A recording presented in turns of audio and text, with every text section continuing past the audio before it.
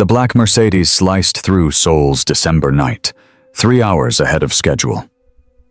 Nam Ki-jun gripped the wheel, the dragon tattoo on his neck seeming to pulse with every beat of his heart as the snow began to fall softly. Something was off.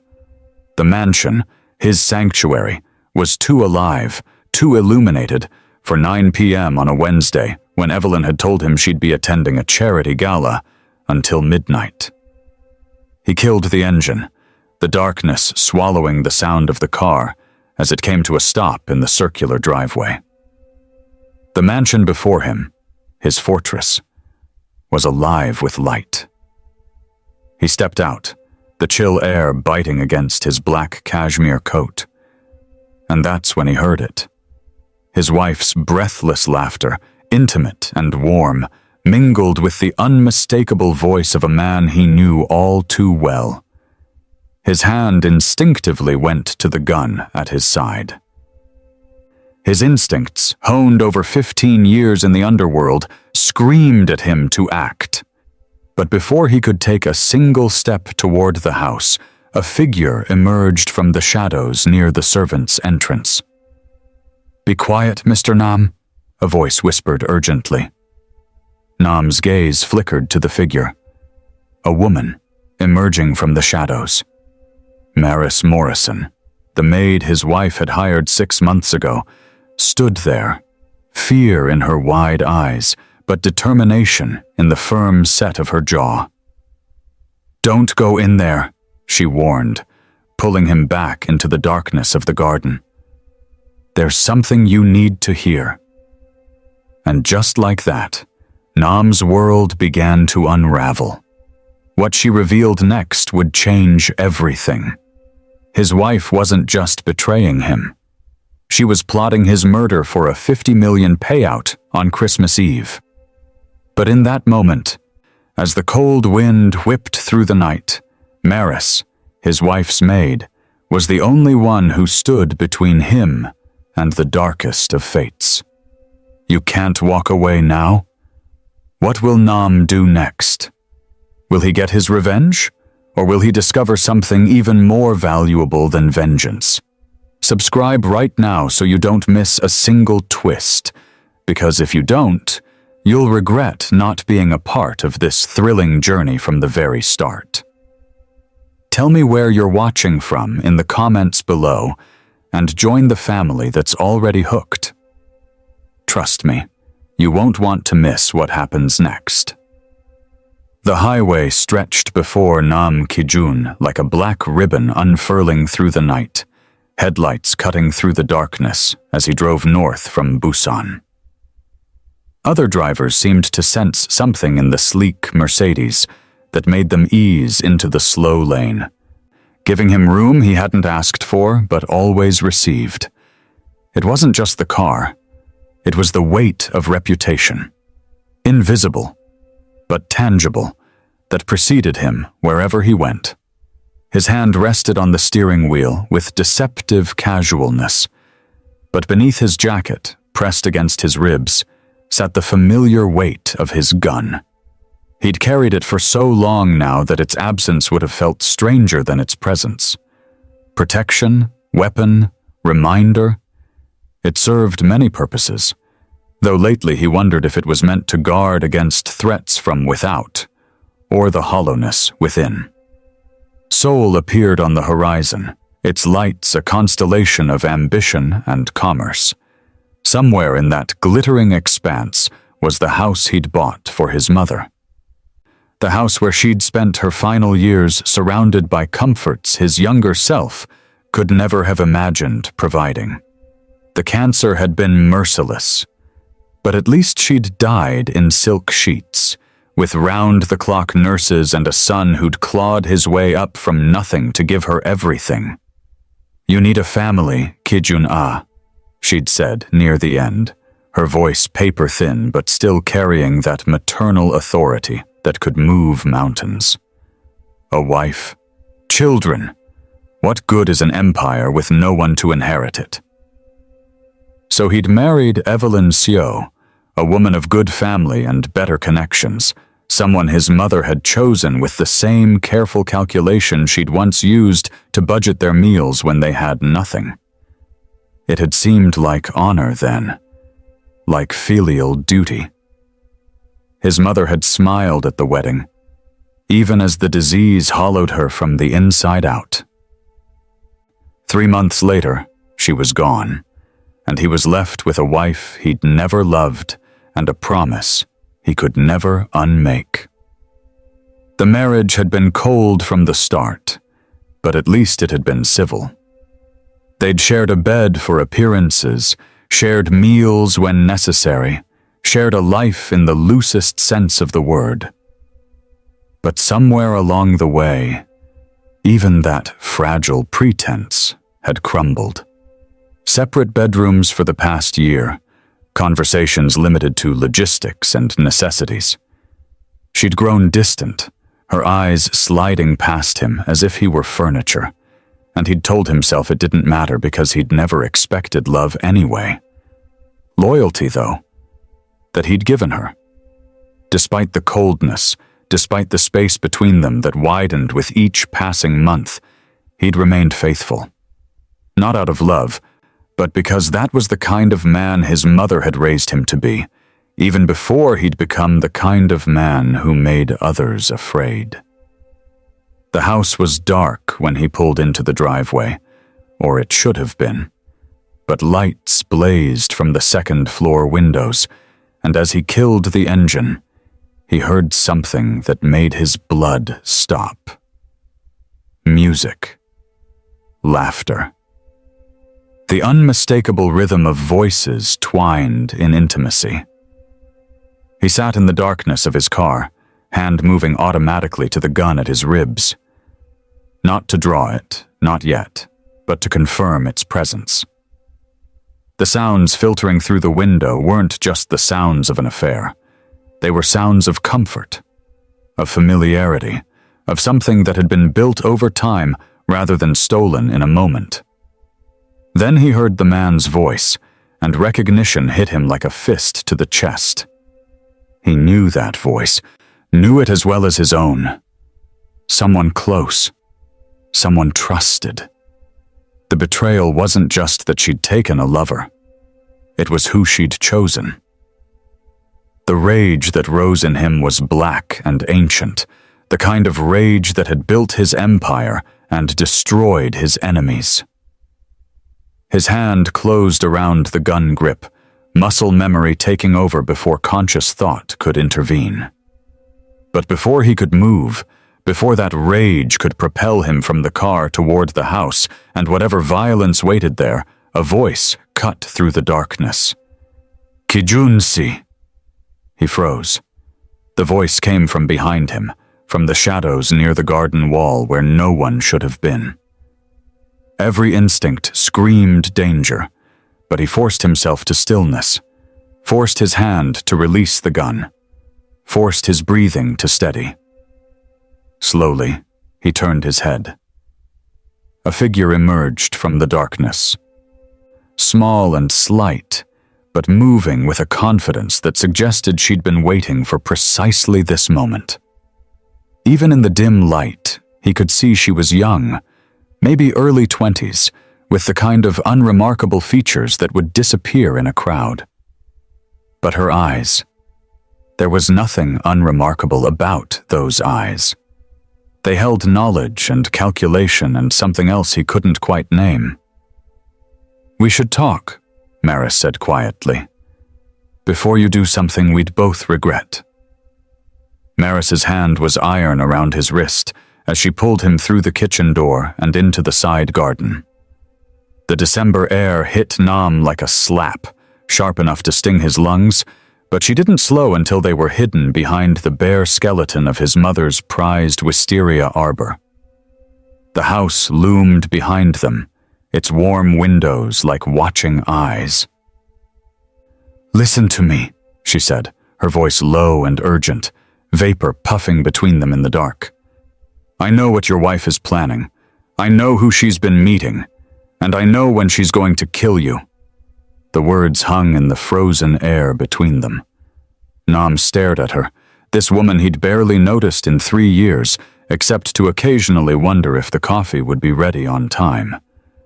Her eyes were bright with fear and something else, a fierce, unwavering conviction that made his chest tighten. "Start from the beginning," he said, his voice quieter than he'd expected. "Tell me everything." She glanced back at the house, then began. Her words came fast, tumbling over each other like she'd been holding them back too long. She'd come to Seoul 3 years ago from Chicago, following a graduate program at Yonsei that promised international business credentials and a foothold in Asian markets. But when her student visa started running out, and the job offers didn't materialize, she'd taken the first position that offered sponsorship, a housemaid for a wealthy family in Seongbuk-dong.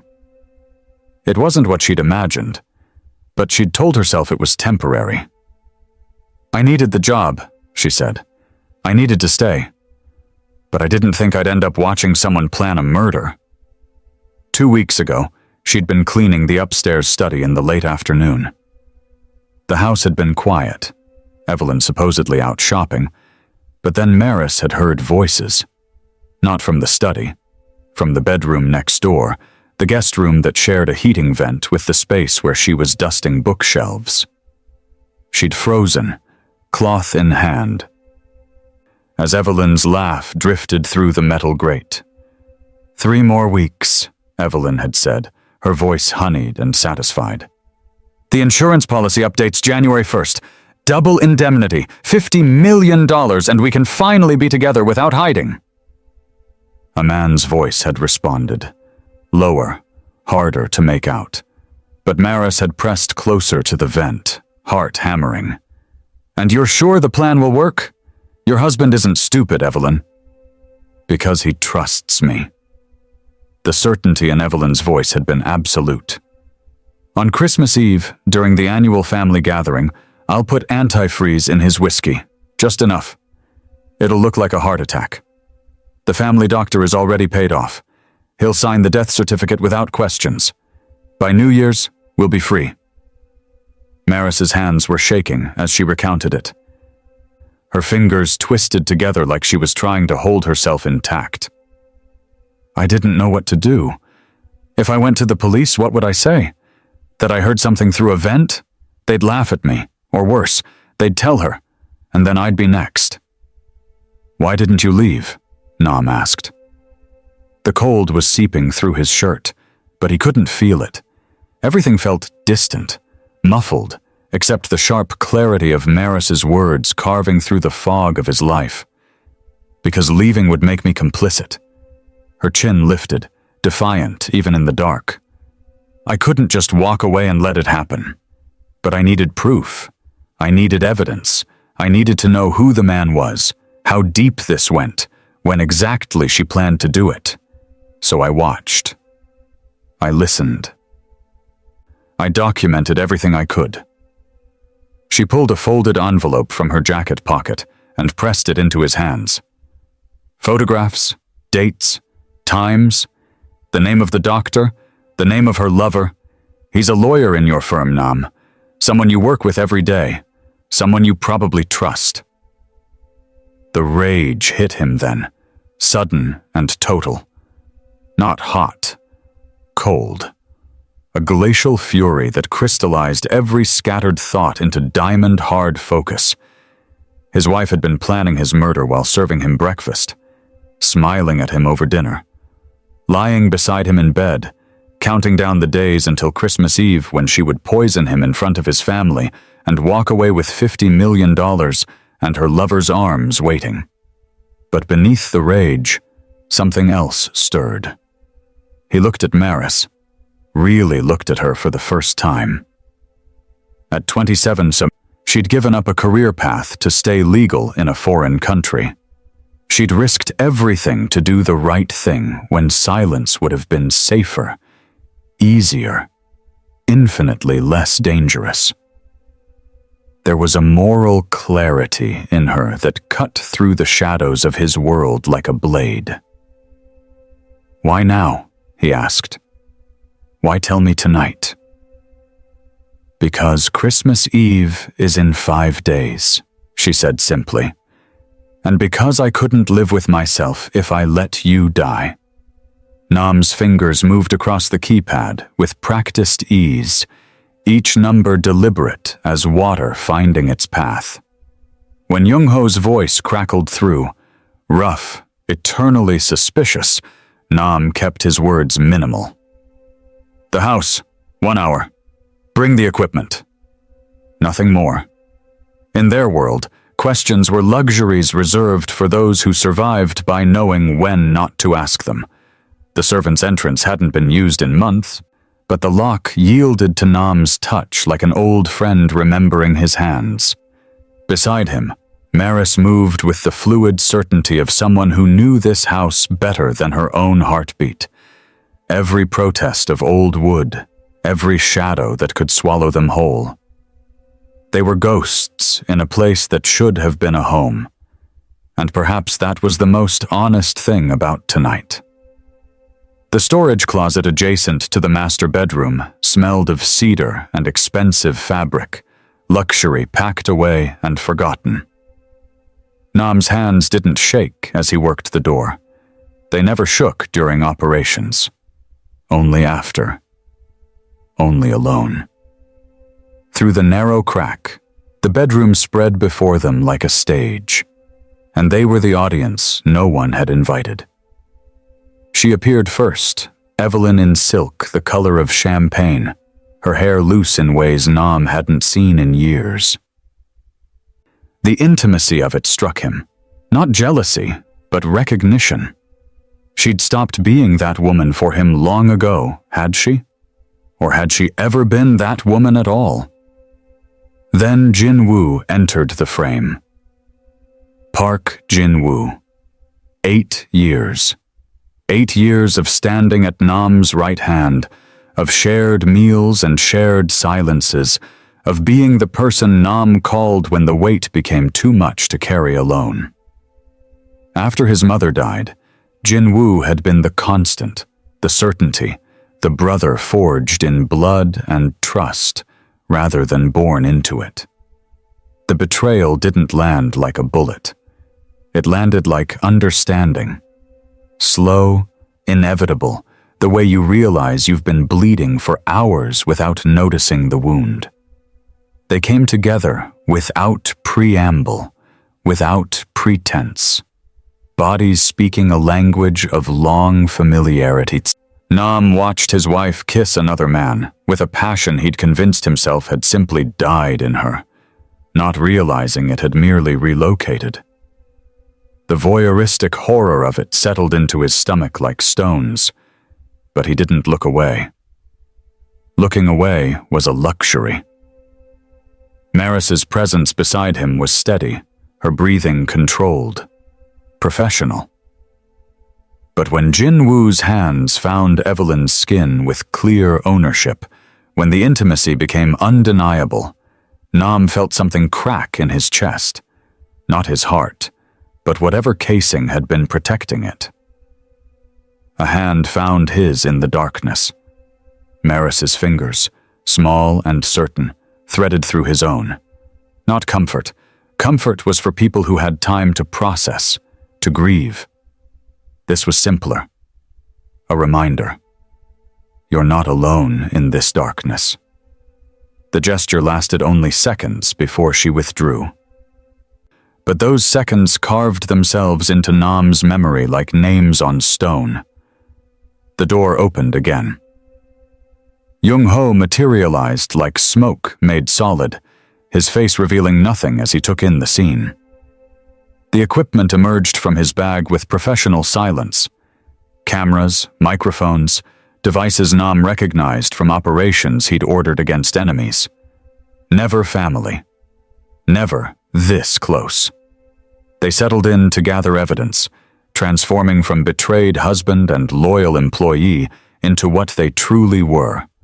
Operatives doing a job. The pillow talk came easily to the lovers, unguarded in their assumed privacy. Jin-woo spoke with his hands on Evelyn's skin, promises and plans flowing like wine. Christmas Eve. Just 5 more days, my love.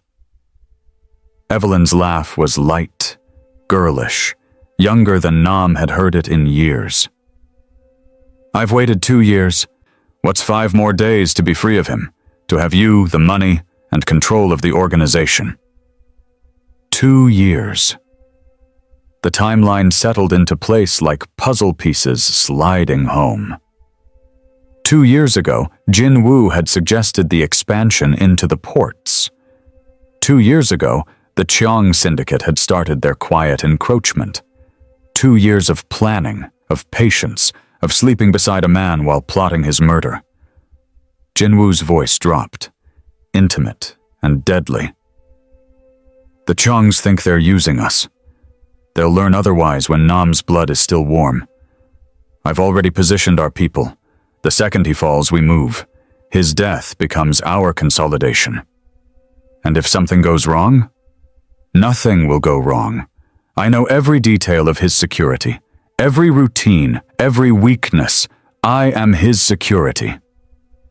Jin Woo's pride rang clear, the pride of a chess player moving pieces the opponent doesn't even see. He trusts me more than anyone. That trust will be the last thing he feels. In the closet, Nam's face remained still as carved jade, but something fundamental shifted behind his eyes. The evidence was gathering. Yes.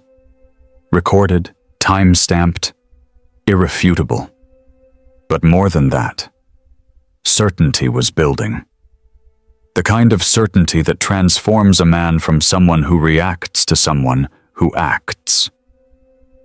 The horror of voyeurism had burned away, leaving only cold clarity in its wake. This wasn't his wife anymore, if she ever truly had been. This wasn't his brother, if that bond had ever truly existed. These were variables in an equation, problems requiring solutions, threats to be neutralized with the same precision they'd used to plot his death. When Jung Ho finally signaled that he had everything needed, Nam didn't move immediately. He stayed in the darkness, watching them plan his murder, letting the resolve settle into his bones like winter frost. 5 days until Christmas Eve. 5 days to become the man this moment required. Maris's hand found his again, briefly, as they prepared to retreat into the shadows. This time, Nam squeezed back. Nam's study had always been his refuge, a place where the weight of responsibility felt manageable, contained within walls of dark mahogany and leather-bound certainty. His father's desk commanded the room, its surface scarred by decades of difficult decisions. And tonight, Nam sat behind it feeling the ghost of paternal judgment watching from the shadows. Jung Ho stood by the window, his broad frame blocking the moonlight, while 2 other trusted men, Kim and Park, veterans who'd served the Kang family for 20 years, positioned themselves near the door. And Maris, despite her protests about being just staff, remained perched on the edge of a leather chair, her hands folded in her lap, but her spine straight as a blade. "Find out everything about the conspiracy," Nam said, his voice carrying the calm authority his father had taught him. "Start with the doctor who signed off on my condition. I want his financials, his connections, his mistresses if he has them. Someone paid him, and money leaves trails." Kim nodded, already making notes on his phone. The blue light cast sharp angles across his weathered face. "The insurance policy Jin Woo mentioned. Verify it exists when it was modified. Who witnessed the changes?" Nam's fingers drummed once against the desk, the only outward sign of the fury coiled beneath his composure. "And trace Jin Woo's finances for the past year. Large deposits, property purchases, anything that suggests he's been planning this longer than we think." "What about the staff?" Park asked quietly. "If your brother and mother could be compromised." "Screen everyone," Nam said. But carefully. I don't want panic. Just pay attention to who seems nervous, who suddenly has questions about my schedule." He paused, his gaze finding Maris across the room. "And assign protection detail to Miss Maris. Round the clock. Discreet but present." "Protection?" Young-ho turned from the window, skepticism etched across his features. "With respect, she's a maid." "Why waste resources? Because she's the reason I'm alive." Nam's voice cut through the air like a whip crack, sharp enough that even Young-ho straightened. "Because she risked her job, possibly her life, to warn a man she barely knows. Because in a house full of family and trusted advisors, she was the only one who chose loyalty over self-interest." He leaned forward, his eyes never leaving his head of security. "If you question her value again, I'll question yours." The silence that followed felt thick enough to choke on. Young-ho's jaw worked, but he nodded curtly. "Understood, sir." After the men filed out with their assignments, the study felt suddenly cavernous. Maris hadn't moved, but something in her posture had softened, or perhaps revealed. Nam could see the exhaustion now, the way fear had carved temporary lines around her eyes. He rose, moving to the sidebar where crystal decanters caught the lamplight like captured amber. His hand reached for the whiskey, a ritual as familiar as breathing, but froze midway. The liquid glowed gold and treacherous, and for the first time in his adult life, Nam couldn't trust what sat in his own home. His own sanctuary had been violated. He set down the glass untasted and poured water instead, the ordinary act feeling like defeat and survival in equal measure. "You should rest," he said, but made no move to dismiss her. "So should you." Maris's voice carried a gentle defiance. "But neither of us will we?" Nam found himself almost smiling. "Tell me about yourself. About why a housemaid knows medical symptoms better than most nurses. Why you'd throw away steady employment for a stranger's life." She was quiet for a long moment, her fingers tracing the worn arm of the chair. "My mother used to say that silence in the face of evil makes you complicit. That there are moments when you have to choose between your comfort and your conscience, and the choice you make defines who you are." Her eyes met his, dark and unflinching. "I've been cleaning your family's floors for 6 months, Mr. Kang. I've seen how they look at you when you're not watching. I knew something was wrong." "Your dreams," Nam pressed, curious about this woman who seemed to contain multitudes behind her servant's uniform. "Before all this, what did you want?" A ghost of a smile touched her lips. "To study medicine. To be the kind of doctor who actually sees patients as people, not case files." She shrugged.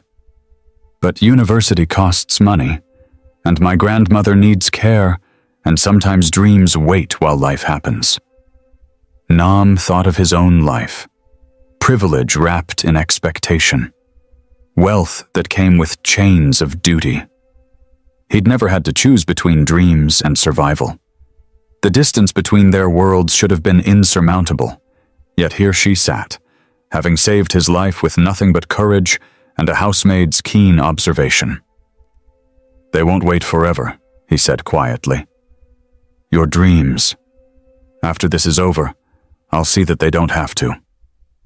Maris's eyes widened, but before she could respond, Nam stood, suddenly aware of how the night had stripped away pretense. He was tired. He was angry. And he was grateful to this woman in ways he couldn't yet articulate. "Get some rest, Miss Maris. Tomorrow we fight back." As she left, Nam returned to the window, staring out at grounds he'd thought he knew.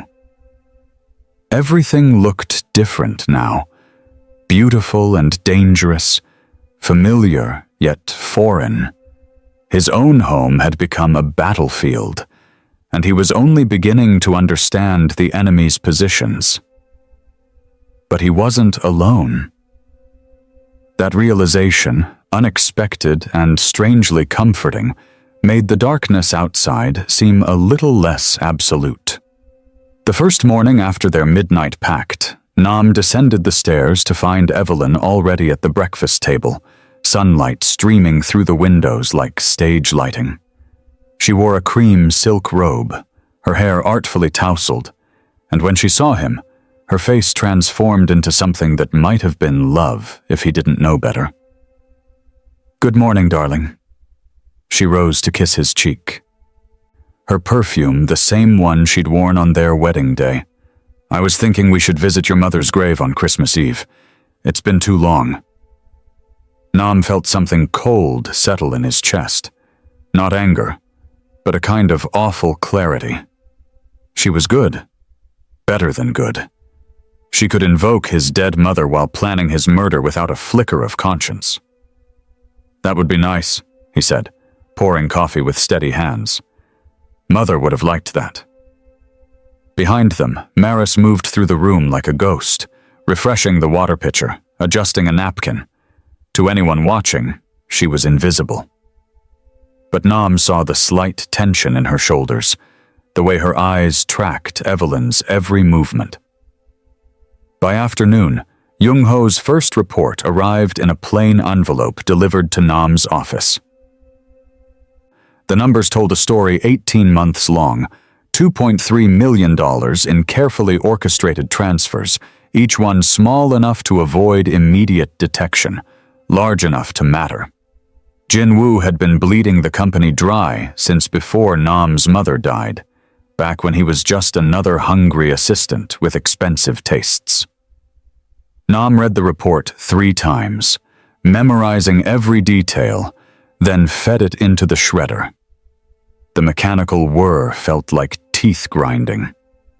That night, Evelyn wanted to make love. She initiated it with the practiced skill of someone performing a well-rehearsed scene, touching him in all the right places, making all the right sounds. Nam played his part, hating himself and her in equal measure. Afterward, she curled against him, her breathing evening into sleep within minutes. He stared at the ceiling until dawn, feeling like a stranger in his own skin. The second day brought Dr. Choi's name and bank statements showing $50 million in recent deposits, the exact price of medical complicity. Maris served lunch on the terrace, while Evelyn chatted about holiday parties and New Year's plans, her voice bright with anticipation of a future where Nam wouldn't exist. "Jinwoo's hosting a New Year's gala," she mentioned casually, spearing a piece of melon. "We should definitely attend. Show solidarity with your team." The audacity of it, making him toast his own murderer, would have been impressive if it weren't so monstrous. "Of course," Nam said. "Whatever you think is best." In the afternoon, while Evelyn visited her salon, Maris pressed Nam's shirts in the laundry room. He found her there, working in silence, and for a moment neither spoke. Then she handed him a folded note. More evidence, more pieces of the puzzle. Their fingers brushed. Neither apologized. The third day broke him. Not the discovery that their affair had begun at his mother's funeral, though that was its own special horror, imaging them finding each other over champagne and canapes while he'd been too shattered to leave the cemetery. Not even reading the investigator's description of them in the coat room, Evelyn's dress hiked up, Jinwoo's hands in her hair, both of them laughing. It was something simpler. That evening, he'd found himself in his study holding an old photograph, his mother at his college graduation, her face radiant with pride. She'd been so determined to transform him from his father's son into something gentler, had pushed him toward legitimate business, toward marriage, toward normalcy. "Be better than we were," she'd said, Find someone who loves you, not what you can give them.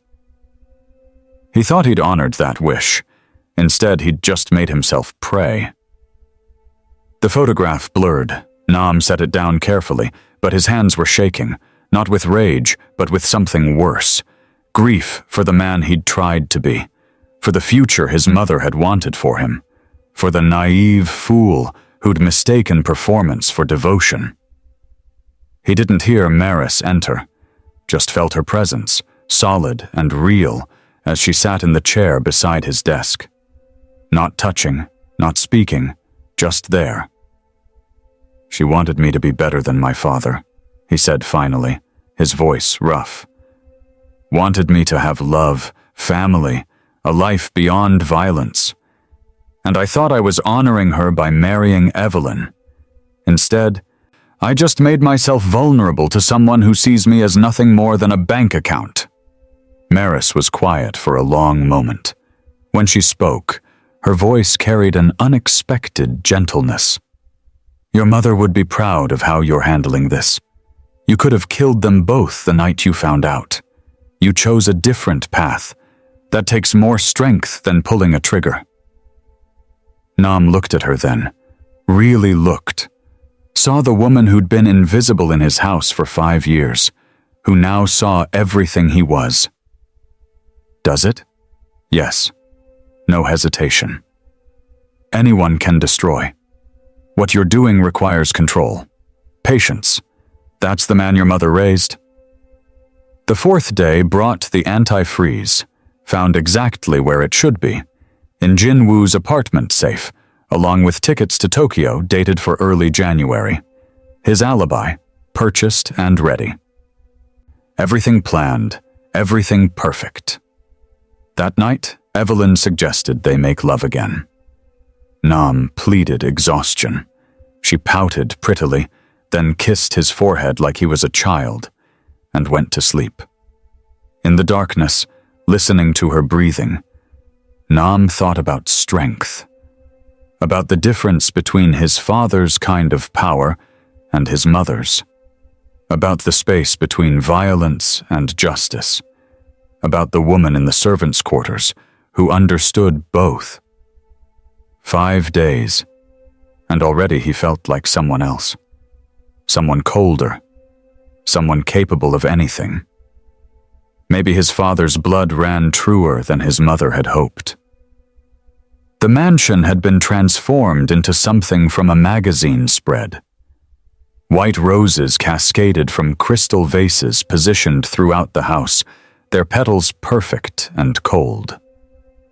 The 20-foot Christmas tree dominated the main hall, its branches heavy with ornaments that caught the light from the chandelier above and scattered it across the marble floors like scattered stars.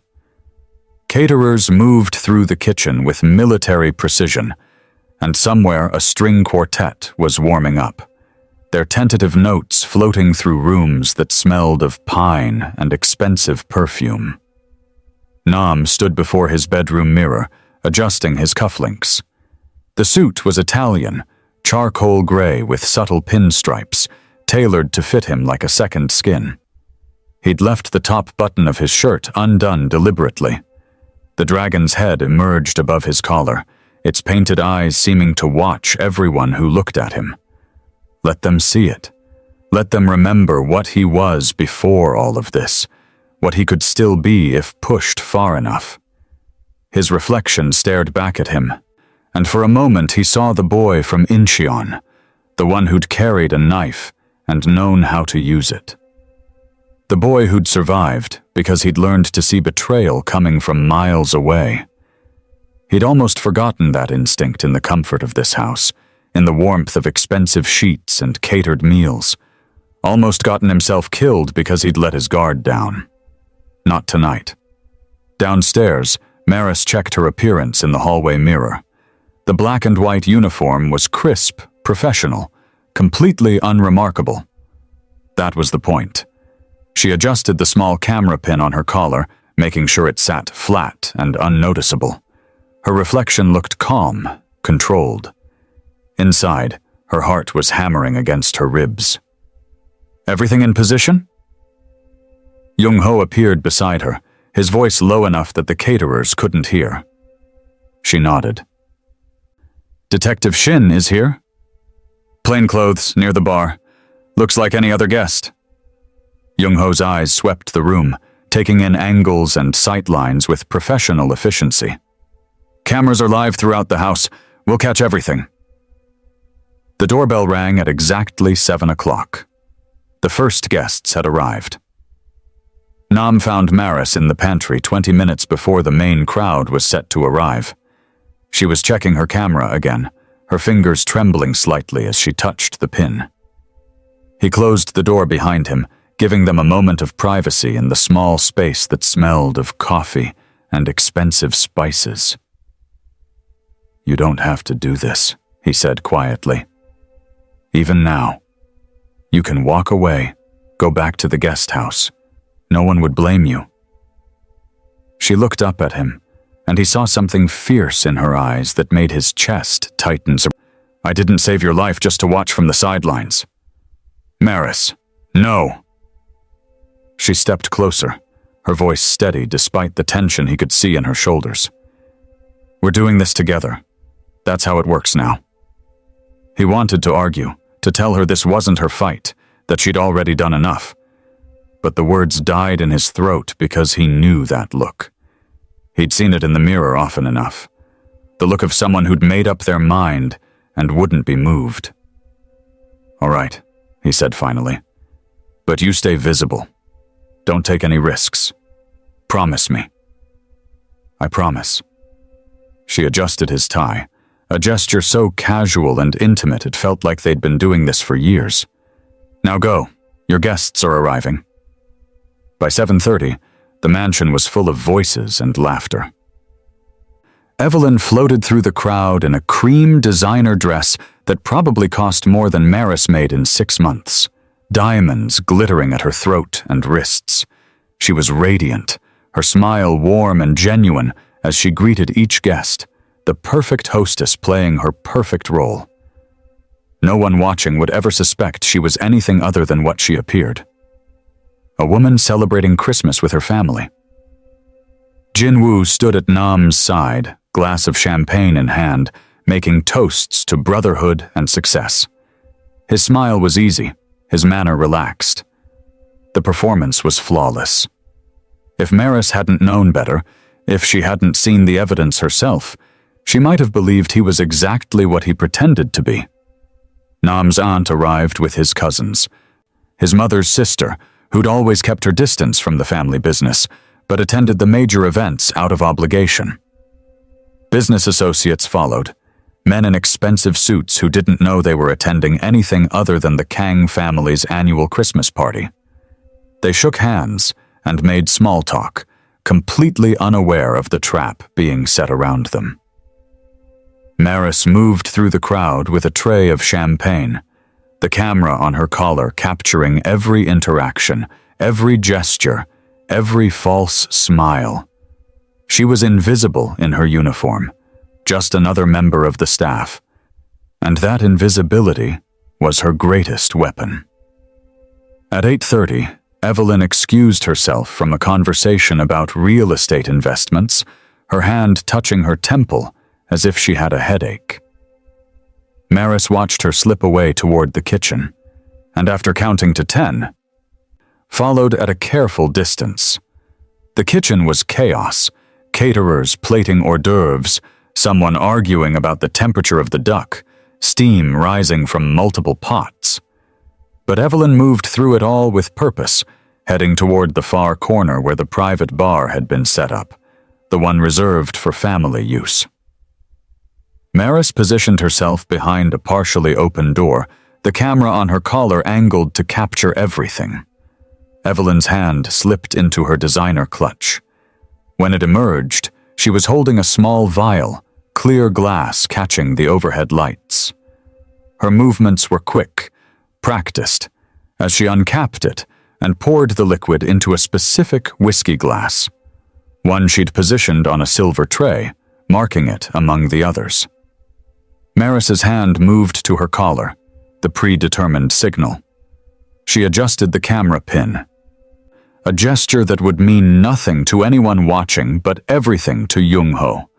Within seconds he was there, moving through the kitchen with a tray of empty glasses. He stumbled perfectly, bumping into Evelyn just as she was recapping the vial. Apologies spilled from his mouth in rapid Korean, his hand steadying her, creating just enough confusion and distraction. When he left, the poisoned glass was gone from the silver tray, replaced with a clean one. The doctored whiskey was now in Jung-ho's possession. Evidence. Evelyn straightened her dress, her smile returning as if nothing had happened. She dropped the empty vial back into her clutch and returned to the party, her heels clicking against the marble with absolute confidence. In the shadows, Maris pressed her hand against her chest, feeling her heart slam against her palm. The trap was springing into motion, and there was no turning back now. The mansion had been transformed into something from a fever dream of wealth and tradition. White roses spilled from crystal vases positioned throughout the house, their petals perfect and bloodless. The 20-foot Christmas tree dominated the main hall, its branches sagging under the weight of ornaments that caught the light from the chandelier above and scattered it across marble floors like shattered glass. Caterers moved through the kitchen with surgical precision, and somewhere a string quartet tunned their instruments, tentative notes floating through rooms that smelled of pine and money. Nam stood before his bedroom mirror, fastening diamond cufflinks that had belonged to his father. The suit was Italian, charcoal gray with subtle pinstripes, cut to emphasize the shoulders he'd built in prison gyms and back alley fights. He left the top button of his shirt undone deliberately. The dragon's head emerged above his collar, its painted eyes seeming to track anyone who looked at him. Let them see it. Let them remember what he was before the mansion and the designer suits, what he still was when the situation demanded it. His reflection stared back at him, and for a moment he saw the boy from Incheon, the one who'd carried a switchblade and known exactly where to put it. The boy who'd survived because he'd learned to smell betrayal before it even took shape. He'd almost forgotten that instinct in the comfort of Egyptian cotton sheets and catered meals. Almost let himself be lulled into complacency until the poison touched his lips. Not again. Never again. Downstairs, Maris examined her reflection in the hallway mirror. The black and white uniform was crisp, anonymous, utterly forgettable. That was exactly the point. She adjusted the camera pin on her collar, ensuring it sat flat and invisible against the fabric. Her reflection looked composed, professional. Inside, her pulse hammered a drumbeat against her throat. Everything in position? Jung-ho materialized beside her, his voice pitched low enough that the caterers rushing past couldn't hear. She nodded once. Detective Shin? Plainclothes, stationed near the bar. Looks like any other guest nursing expensive scotch. Jung-ho's eyes swept the space, calculating angles and sight lines with the efficiency of someone who'd done this before. Cameras are live throughout the house. We'll catch everything. The doorbell chimed at exactly 7 o'clock. The performance was beginning. Nam found Maris in the pantry 20 minutes before the main wave of guests was scheduled to arrive. She was checking her camera again, fingers trembling slightly as they touched the pin.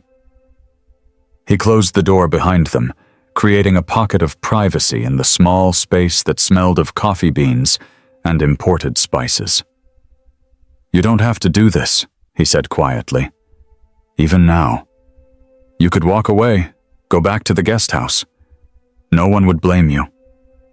She looked up at him, and he saw something fierce and unbreakable in her eyes that made his chest constrict. I didn't save your life just to watch from the sidelines. Maris? No. She stepped closer, her voice steady despite the tension vibrating through her frame. We're doing this together. That's how it works now. He wanted to argue, to tell her this wasn't her burden to carry, that she'd already done more than anyone could ask. But the words dissolved on his tongue because he recognized that expression. He'd seen it in mirrors often enough. The look of someone who'd made a decision and wouldn't be moved by God or man. "All right," he said finally. "But you stay visible. Don't take unnecessary risks. Promise me." "I promise." She reached up to adjust his tie, a gesture so casual and intimate it felt like they'd been doing this for decades. "Now go. Your guests are arriving." By 7:30, the mansion thrummed with voices and manufactured laughter. Evelyn glided through the crowd in a cream designer dress that probably cost more than most people's cars, diamonds glittering at her throat and wrists like captured stars. She was incandescent, her smile warm and genuine as she greeted each arrival, the consummate hostess performing her flawless role. No one watching would suspect she was anything other than what she appeared, a woman celebrating the holiday with her family.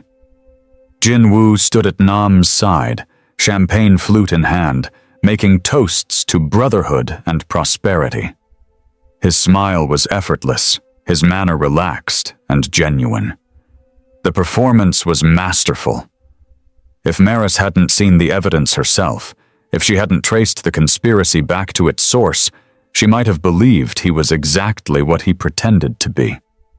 Nam's aunt arrived with his cousins, his mother's sister, who'd always maintained careful distance from the family business, but attended major events out of familial obligation. Business associates followed in their wake. Men in expensive suits who believed they were attending nothing more significant than the Kang family's annual Christmas party.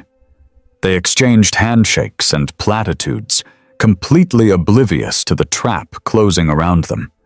Maris moved through the crowd with a tray of champagne, the camera on her collar capturing every interaction, every gesture, every calculated smile. She was invisible in her uniform, just another member of the staff, and that invisibility was her greatest asset.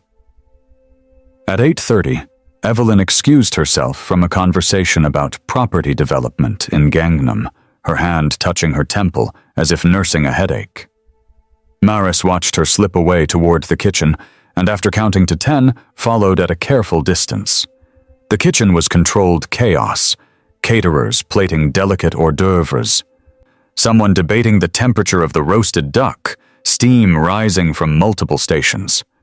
But Evelyn moved through it all with purpose, heading toward the far corner where the private bar had been established, the one reserved exclusively for family use.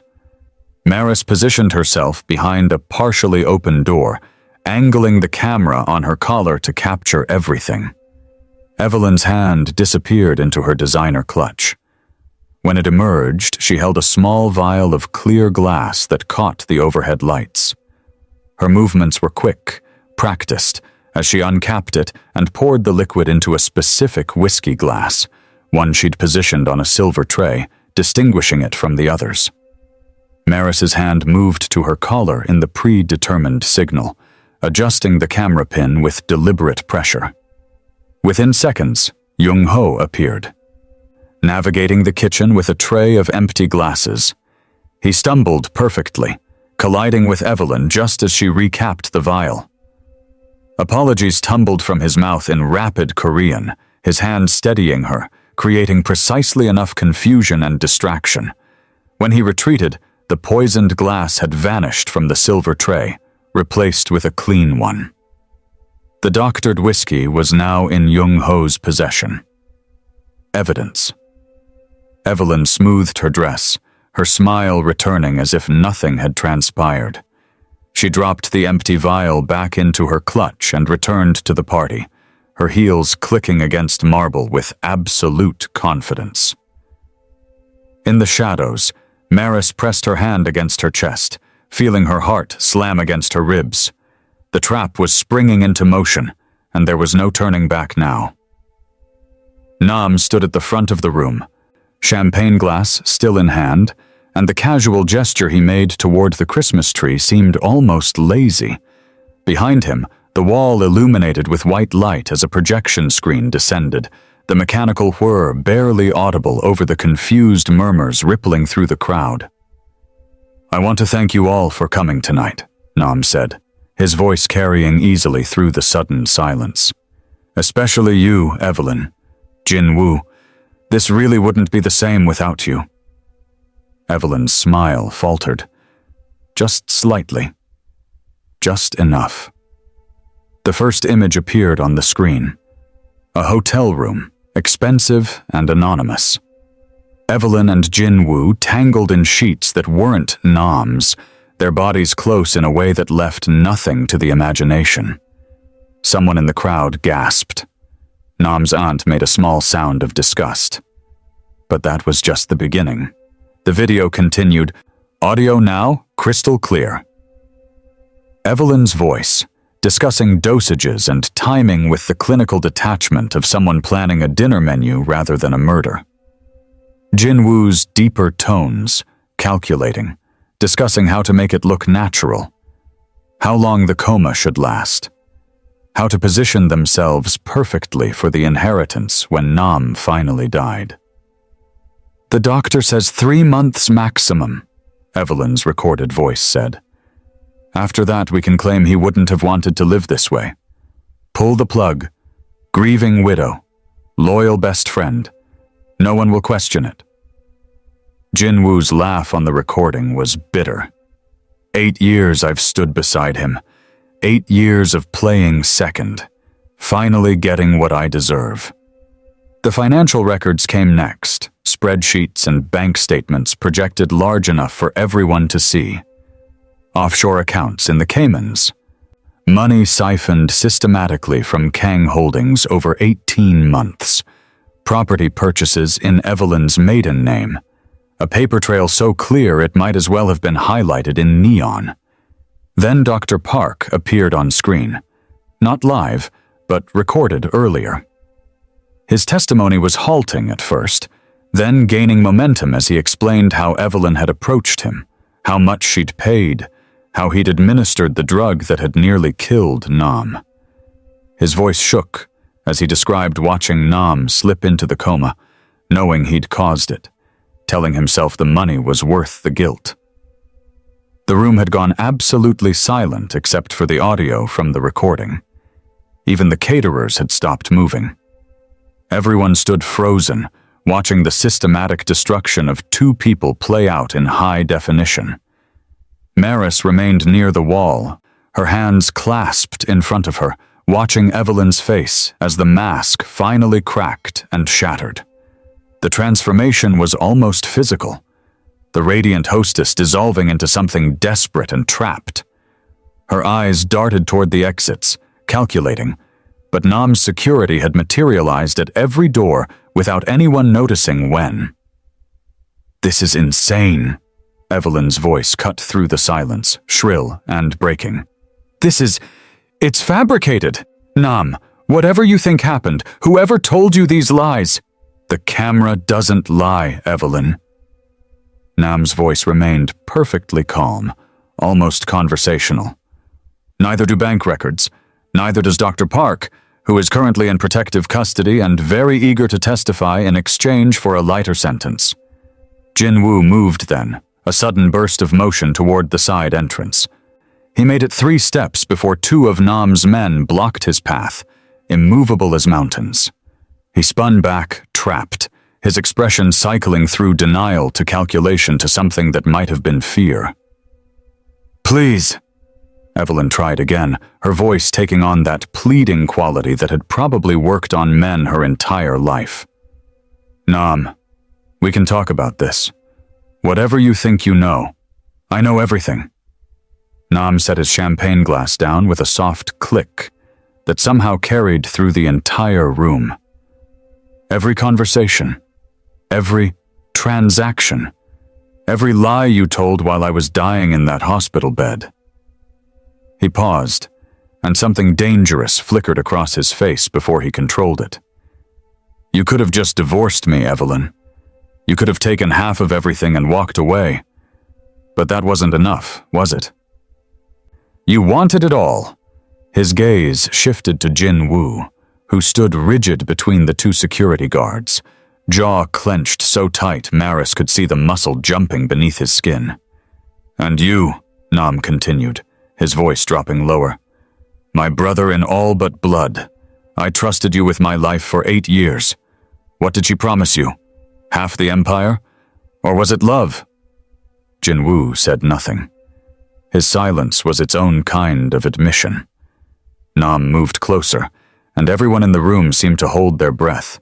The dragon on his neck seemed to writhe in the shifting light from the projection screen, and Maris saw what he must have been like before.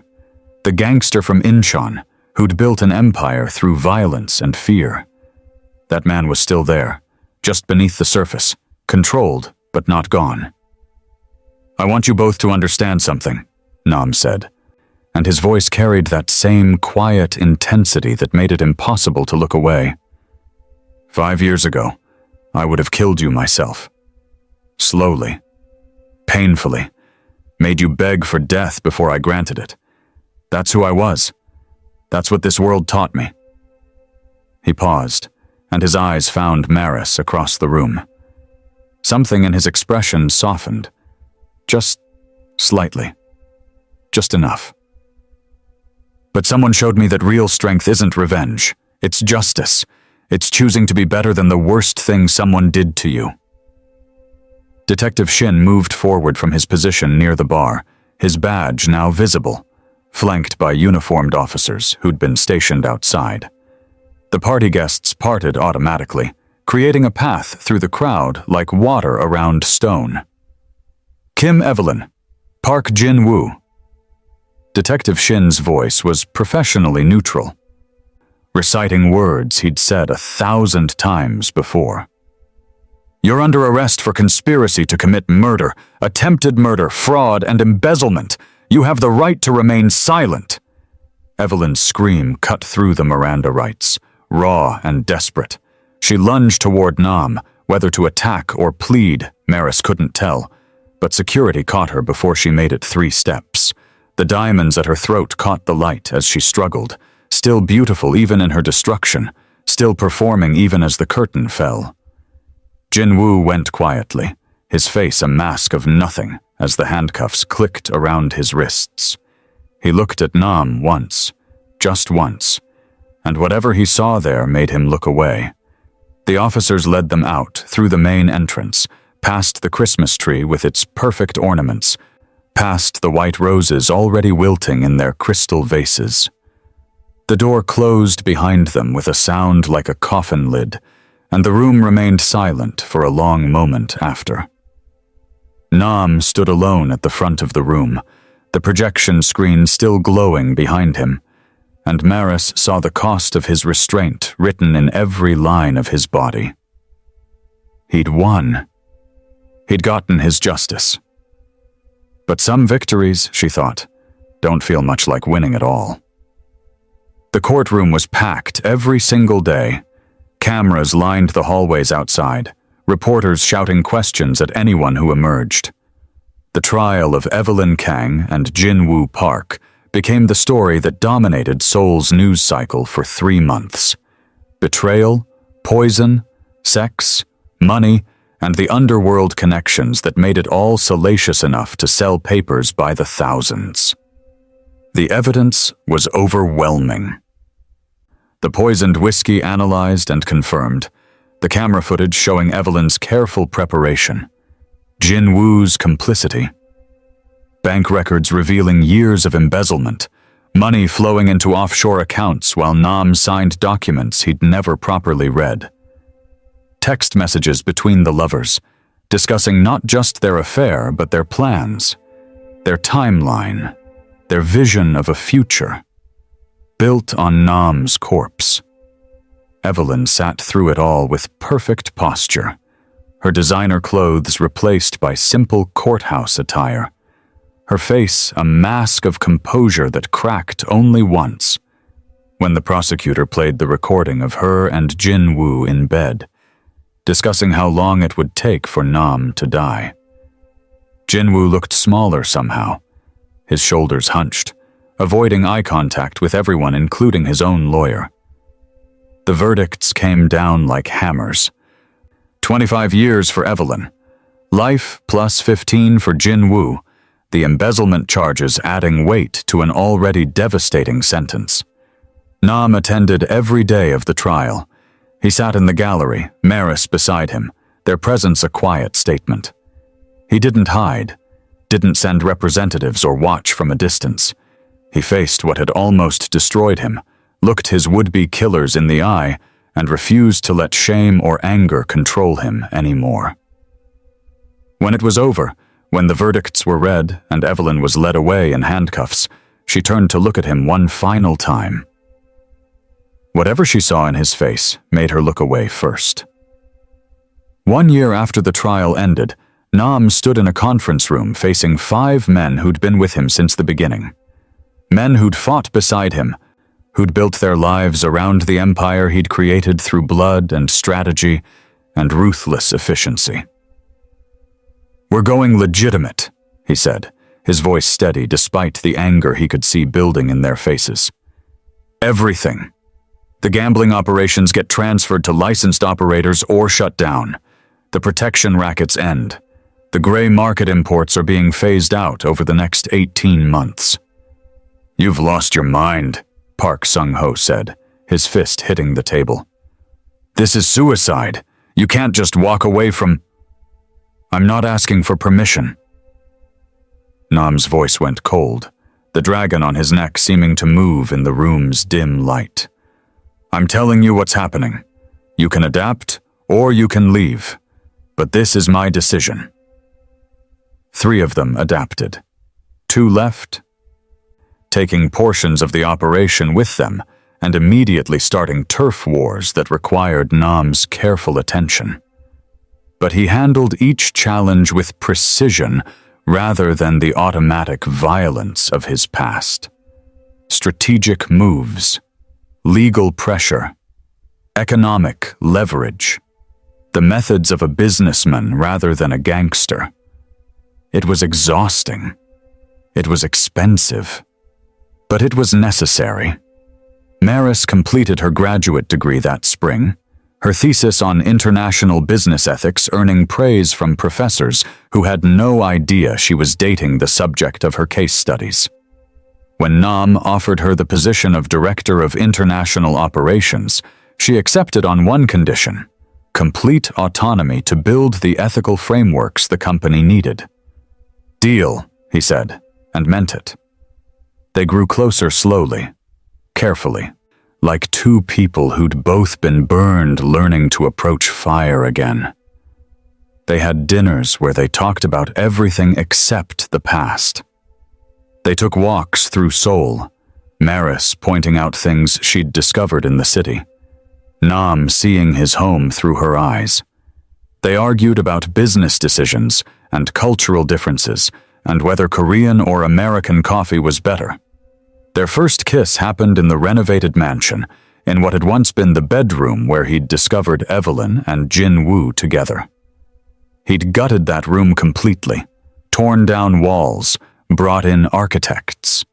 Now it was a library, floor-to-ceiling windows letting in light, shelves filled with books in Korean and English, a reading corner with soft chairs that invited you to stay. "This is beautiful," Maris said, running her fingers along the spines of books she'd helped him choose. "It needed to be something better," Nam replied. "Something that creates rather than destroys." She turned to him then, and he saw something in her expression that made his heart stutter. When she kissed him, it felt like coming home. 18 months after the trial, they went public with their relationship at a charity gala. The whispers started immediately. The maid who'd slept her way up, the desperate immigrant seducing her employer, the racial slurs that made Nam's hands clench into fists under the table. He addressed it once, at a board meeting where a junior executive made a comment he thought was quiet enough to go unheard. "Let me be very clear," Nam said, his voice cutting through the room like a blade. Ms. Chen is the most qualified person in this company.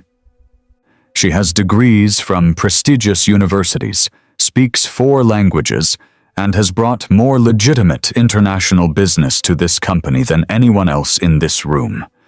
Anyone who disrespects her disrespects me. And you all know what happens to people who disrespect me. The whispers stopped. They faced challenges. Maris's Korean was improving, but sometimes she missed nuances in business meetings. Nam was learning English idioms, but occasionally mangled them in ways that made her laugh until she cried. Shadows from his past surfaced. An old associate making threats, a rival trying to exploit perceived weakness, a journalist digging into things better left buried. But they faced everything together. 2 years after that Christmas Eve, when everything changed, Nam took Maris back to the mansion on December 24th. The house was completely remodeled now, warm where it had been cold, open where it had been fortress-like. The 20-foot Christmas tree stood in the main hall, its lights twinkling in the darkness. "Do you remember?" he asked, taking her hands in his. "Every detail," she whispered. "You saved my life." His voice was steady, but his hands trembled slightly. "You didn't have to. You risked everything for a man you barely knew. And in doing so, you gave me the greatest gift. Not just my life, but a reason to live it better." He dropped to one knee, pulling out a ring. Simple. Elegant. A diamond that caught the Christmas lights and scattered them across her tear-stained face. "I'm not perfect. My past is complicated and dark. But with you, I want to build a future that's bright. Will you marry me?" "Yes." The word came out choked with tears. "Yes, Ki-jun. I'll marry me." The wedding, 3 months later, blended their worlds beautifully. Traditional Korean pibaek ceremony in the morning, Western ceremony in the afternoon. Maris's family flew in from Chicago. Her mother initially skeptical, her father protective, her younger brother suspicious. But they watched Nam with Maris, saw how he looked at her like she was the answer to every question he'd ever asked, and their reservations melted. Jung-ho served as best man, uncomfortable in his tuxedo, but beaming with pride. Ji-yeon, Maris's best friend who'd helped her navigate Seoul when she first arrived, lost and overwhelmed, was maid of honor. As they shared their first dance as husband and wife, the DJ mixing K-pop beats with R&B in a way that made both families tap their feet, Jung-ho leaned over to Ji-yeon. "A year ago, if someone told me Boss would be here, married to the woman who saved him from murder, I would have called them crazy. The best love stories are the ones you never see coming," Ji-yeon replied with a smile. 18 months later, on a warm summer evening, Maris went into labor. Nam, the man who'd faced down rival gangs without flinching, who'd rebuilt an empire from legitimate foundations, who'd stared down prosecutors and journalists and old enemies, nearly passed out in the delivery room. But when the nurse placed his daughter in his arms, when he looked down at that tiny, perfect face, he wept like he'd never wept before.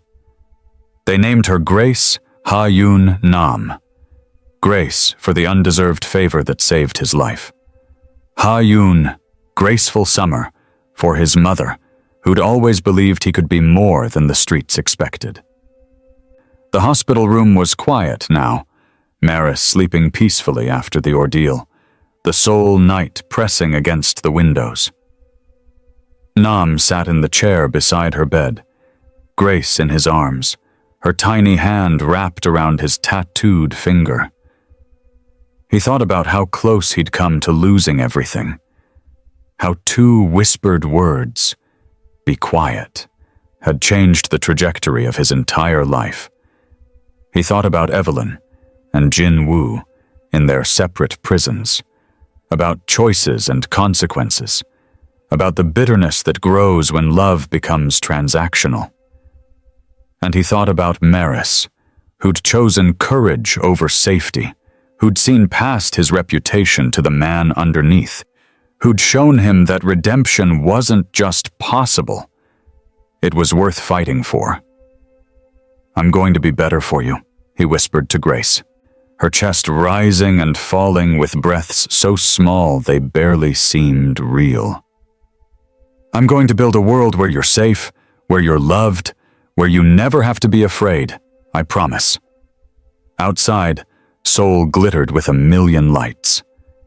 Inside, a reformed gangster held his daughter and meant every word. Nam Ki-jun always kept his promises. Thank you for watching.